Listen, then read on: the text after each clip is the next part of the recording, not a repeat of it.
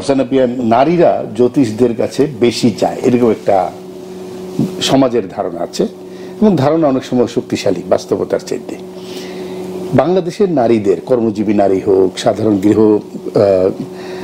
বধূ হোক বা স্বাভাবিক, কিছুটা কি অনিশ্চয়তায় ভোগে, সে কারণে মনে হয় একটু জ্যোতিষ দেখায় এরকম কিছু, কোথাও কনফিডেন্সের অভাব?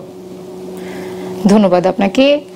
এমনটা হতে পারে যে সে হয়তো মনে করছে যে আমি জ্যোতিষীর কাছে গেলে আমি একটা ভালো সাজেশন পাবো, তার একটা বিলিফ কাজ করে সেখানে, হয়তোবা সে সেটার উপর মানে পুরোপুরি নির্ভরশীল হয়ে গেছে যে হ্যাঁ ওখানে গেলেই আমার হয়তোবা আমি সেখান যে বিপদে আছি সেখান থেকে কাম ব্যাক করতে পারবো বা আমার জীবনে একটা পরিবর্তন ঘটবে।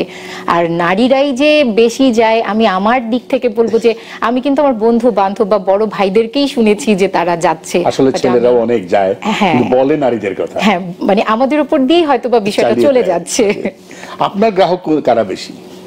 আমি ফ্র্যাঙ্কলি স্পিকিং, আপনি যেমনটি ওনাকে বললেন নারীরা আসে, কিন্তু আমার 80 থেকে 90% ক্লায়েন্ট হচ্ছেন পুরুষ ক্লায়েন্ট। তাহলে ধারণা ঠিক নয়।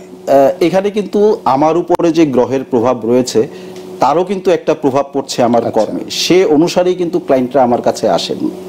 আচ্ছা, অর্থাৎ আপনার নিজস্ব বুঝপত্তি অনেক বড় ব্যাপার, সেটাও একটা বিষয়। বড়।